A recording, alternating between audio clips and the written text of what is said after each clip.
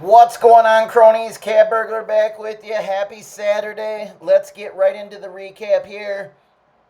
We had two plays on the card yesterday. UConn plus 4.5 in the WNBA. That was a winner. And we had the Las Vegas Aces money line. That was a loser. The Aces were looking good, kind of going into that fourth quarter, and then just kind of blew it. Again, they have all the talent in the world, and they just failed to put it together. Asia Wilson last night, she looked a little off coming back after, being in concussion protocol for a week or two. She just looked, not that she had a bad game, but she just didn't look herself. So, anyways, guys, 1-1. So, not terrible, not great, but, we've had some winning days in a row. So, you're going to get some of these. Small card, in the WNBA. So I'm going to go to the WNBA first, and then I'm going to circle to the NBA. So we got Phoenix and Chicago. Opened at 8, now it's 10.5, 11 across the board. Part of the reason for the line movement is Copper is playing. It seems like they're playing her one game and then sitting her another just to make sure she's healthy. And Phoenix is good either way, with her or without her. They're really, really good. Chicago is not very good, and they're going to have a hard time keeping up scoring-wise. If I had to play this game, I'd play Phoenix, but again, the line just moved too much for me, and I'm not going to chase that movement when it's already moved 2.5, 3 points. I do have a play in this game, though. Alyssa Thomas, over 13.5 points. She's been playing really well, and I don't feel like they really have somebody to guard her on the team. So that's going to be my play. Alyssa Thomas, over 13.5 points. Los Angeles versus Minnesota. Nafisa Collier has a back, and she's questionable. Plum is playing in this game. Kelsey Plum. So she's been cleared to play. This is a big line. 11 points. Down to 10. Minnesota beat them pretty good a couple weeks ago by, 18 or so points. They were up by 30, I think, actually, last weekend on them. And then, Los Angeles came back a little bit. So I'm not quite sure how to take this game. And without Fee, basically, you can't play Minnesota. She's probably the MVP of the league this year. So I'm not going to have a play in this game. And as I look to tomorrow, obviously there's a pretty big slate, 5 games. I'm really interested in this Indiana-Las Vegas game. Indiana's -1. Las Vegas has not been playing good.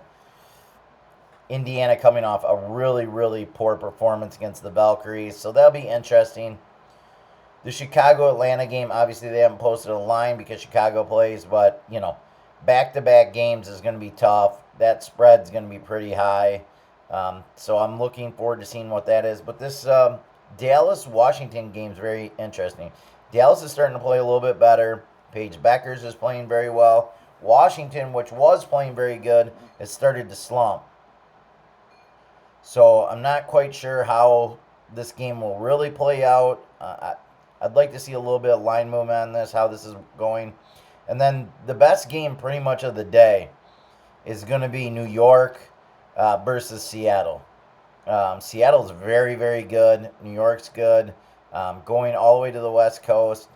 They're -4 right now. I lean Seattle here. Seattle's the only team, by the way, that has beat Minnesota this year as well. So I'm interested to see how that goes. That may be a play. I may be playing on Seattle. Just because they're playing really, really well here.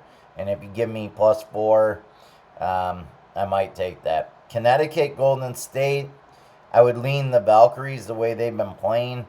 Connecticut, I watched them play last night. They just don't have consistent scoring.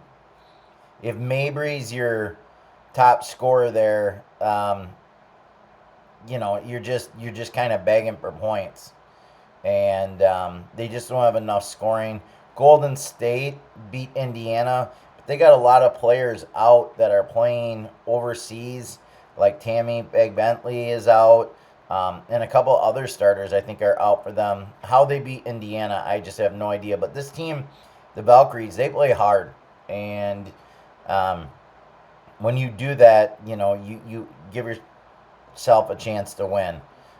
So, Connecticut played last night. They're going to have to go and play um, all the way to the West Coast and play Golden State. I would lean the Golden State here. So, but none of these are plays. We'll see what the line does. I only have one play today. Alyssa Thomas, over 13.5 points. That's all I got there. Let's go into the NBA. Indiana, Oklahoma City. Game 7. Man, I am pumped for this game. So, right now, I don't have a take on the spread. One of the things to note is the total opened at 214. It's 215. It's down about 17 points from game 1, and that is a lot. So, Vegas is telling you right now, like, they think this is going to be a very, very low-scoring game and a dogfight, and it's probably going to be.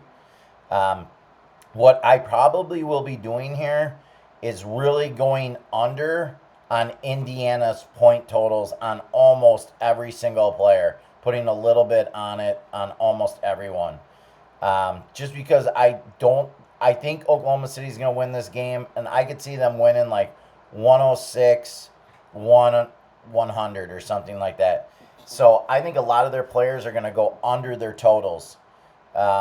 But I will have more concrete plays tomorrow morning. I'm going to try to do the video tomorrow a little bit earlier than what I've been doing. But that's all I got today, guys. Good luck on that one play. Let's get it. Let's cash. Let's keep winning. And I'll be back with a video tomorrow.